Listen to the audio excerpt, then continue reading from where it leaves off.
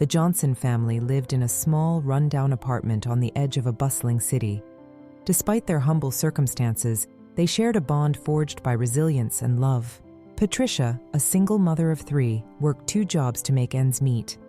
Her eldest son, Marcus, often skipped school to care for his younger siblings, Lily and James, while Patricia worked late into the night. Life had never been easy for the Johnsons, but the past few months had been especially hard. Patricia's hours were cut at one job, and the rising cost of living left the family struggling to put food on the table. The stress of their circumstances weighed heavily on her shoulders, yet she remained determined to keep her children safe and hopeful for a better future.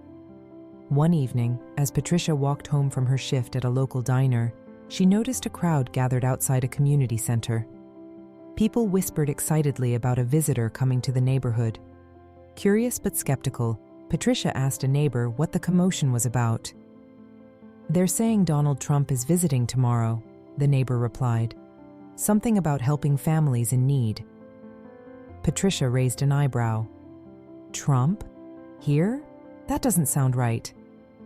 She had seen Trump on TV, heard about his wealth and influence, but she couldn't imagine someone like him stepping foot in her struggling neighborhood. Still, the possibility lingered in her mind as she entered her apartment, greeted by the laughter of her children. She didn't want to hope for something she couldn't rely on, but part of her couldn't ignore the faint flicker of possibility. That night, as she tucked Lily and James into bed, Marcus asked her, "Mom, do you think someone like him would really help people like us?" Patricia sighed, brushing a strand of hair from her son's face. "I don't know, Marcus. But sometimes you just have to wait and see." The next morning, the Johnson family woke up to an unusual energy buzzing through the neighborhood. Trucks and cars lined the streets, and the air was filled with curiosity and cautious optimism. Patricia glanced out of her window to see people gathering outside the community center. She still couldn't believe the rumors, but decided to check it out. "Marcus, stay with Lily and James," she said as she grabbed her coat. "I'll see what's going on and be right back." As she approached the growing crowd, she saw it wasn't just neighborhood locals. Media vans and reporters had gathered, their cameras pointed toward a sleek black SUV that had just pulled up. When the car door opened, there was no mistaking the figure who stepped out. Donald Trump, in a tailored suit and signature red tie, stood tall among the onlookers. Patricia watched as the crowd fell silent, their murmurs replaced by awe and disbelief. Trump's presence was commanding, yet his demeanor seemed unexpectedly approachable. He scanned the crowd, his gaze settling on the faces of those who had come to see him. "Thank you for welcoming me here today," he began, his voice firm yet calm. "I've heard about the challenges this community is facing, and I want to be part of the solution." Patricia folded her arms, unsure of what to make of his words. She had always associated Trump with wealth and power, a world far removed from her own. But now, here he was, standing in her neighborhood, speaking about helping families like hers. Trump continued, outlining a plan to provide direct assistance to struggling families in the area. Food supplies, housing support, and job opportunities were among the initiatives he announced. As he spoke, his words began to resonate with Patricia. Maybe, just maybe, this wasn't another empty promise. When Trump invited families to share their stories, Patricia hesitated. She looked back at her apartment building, thinking of her children. Finally, she stepped forward, her voice steady but filled with emotion. "Mr. Trump," she began, "I'm Patricia Johnson, and I think you need to hear about my family." As Patricia stepped forward, the crowd parted, their eyes following her every move. Donald Trump turned his full attention to her, his expression serious but inviting. "Mrs. Johnson," he said, extending his hand, "I'm here to listen." Patricia shook his hand, her own trembling slightly. She hesitated, glancing back toward her apartment where Marcus watched from the window, holding his younger siblings close. "I don't know where to start," she admitted, her voice cracking. "Start with what matters most to you," Trump encouraged, his tone softer than she had expected. Taking a deep breath, Patricia began to speak. She told him about working 2 jobs and still struggling to make ends meet, about how Marcus had to miss school to care for his siblings, and about the night she cried silently, wondering how she would keep her family fed and safe.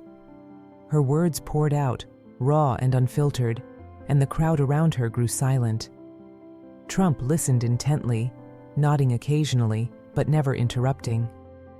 When Patricia finished, there were tears in her eyes, and her voice wavered. "I just want my kids to have a chance, Mr. Trump. A chance to dream, to succeed, something I can't seem to give them right now." For a moment, Trump remained silent, his gaze fixed on Patricia. Then, he turned to one of his aides and said, "I want the Johnson family prioritized.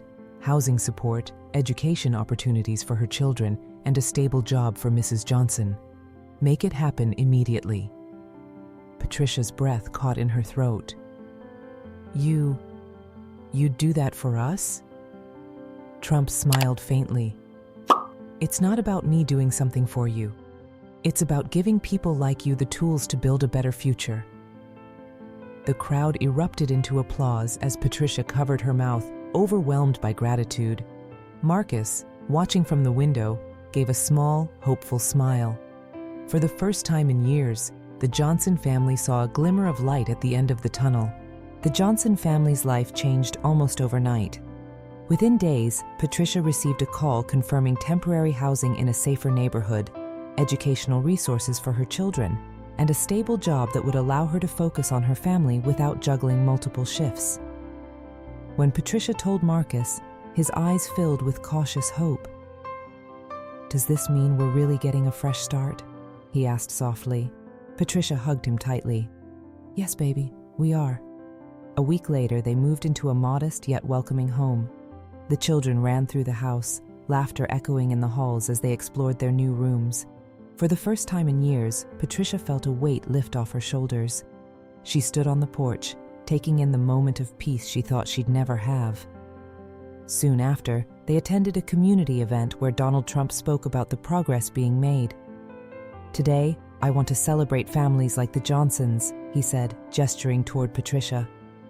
"They remind us that with determination and the right support, anything is possible."